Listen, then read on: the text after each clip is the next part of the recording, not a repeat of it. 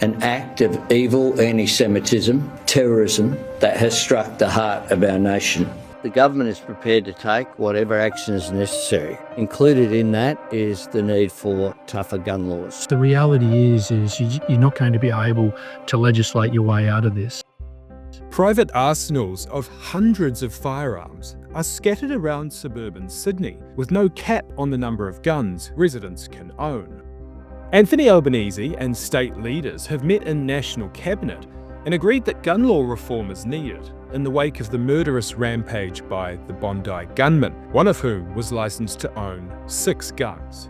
We are proposing a bill to cap the number of firearms, to reclassify straight pull-up and pump-action shotguns, to look at reducing magazine capacity for shotguns, for prohibiting belt-fed magazines in those shotguns, and crucially removing NCAT as an appeal mechanism once a designation has been made about withdrawing a licence from the registered authority. New South Wales Greens Senator David Shoebridge has compiled data which reveals the gun owners with the most firearms across the state in 2024, excluding collectors and arms dealers. The figures revealed the owner with the most guns was based in Cremorne on the lower north shore of Sydney, with 386 firearms. Another owner in Chifley in the eastern suburbs had 300 firearms. Other owners in Punchbowl, Terry Hills and Elanora Heights had about 200 guns each.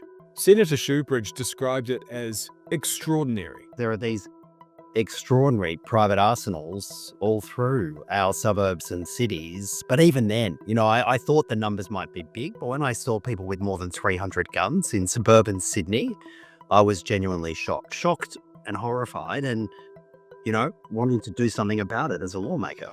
Sajid Akram, one of the 2 shooters who killed 15 people and injured dozens more at Bondi Beach, had a firearms license and was legally in possession of 6 guns. He was also a member of a local hunting association. Senator Shoebridge said under current laws, there was no limit to the number of firearms Sajid Akram could own. People can nominate the fact that they like going recreational hunting and shooting pigs as a reason. They live in Sydney, but that can be a reason. Or they can say they want to be a member of a shooting club and join a shooting club. And that then entitles them, under the current law, unless they're disqualified because of a criminal record or the like, entitles them to get a gun license. And then they use that same reason, the fact that they want to go hunting or the fact that they're a member of a club. They can use that to get their first gun.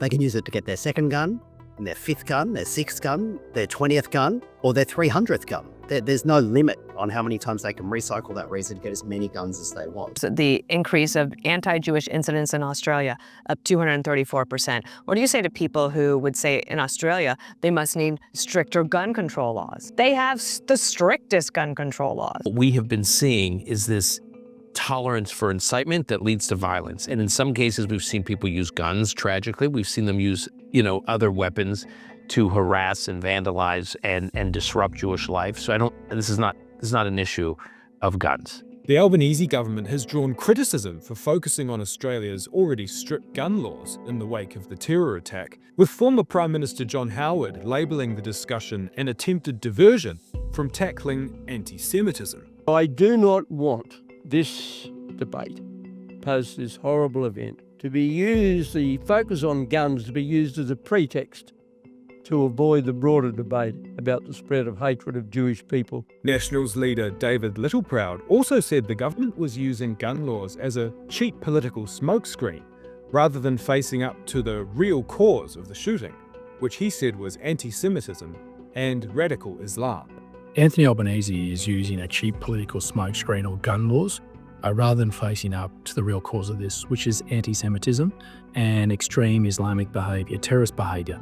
Unless you face up to the problem, we're not going to fix this. Why wouldn't we say to these people it's not in vain that we've actually can do something. We've led our country, but this Prime Minister has missed his moment. He's failed to lead when Australians want leadership.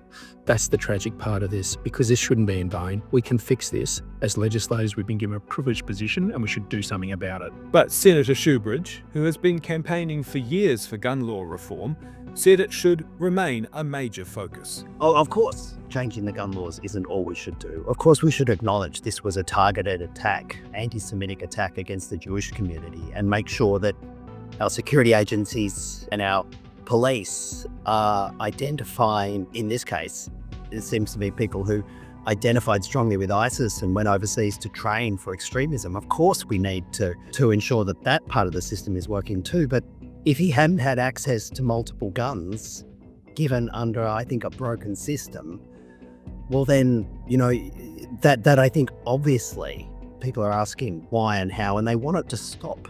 And I think we have an obligation to stop it.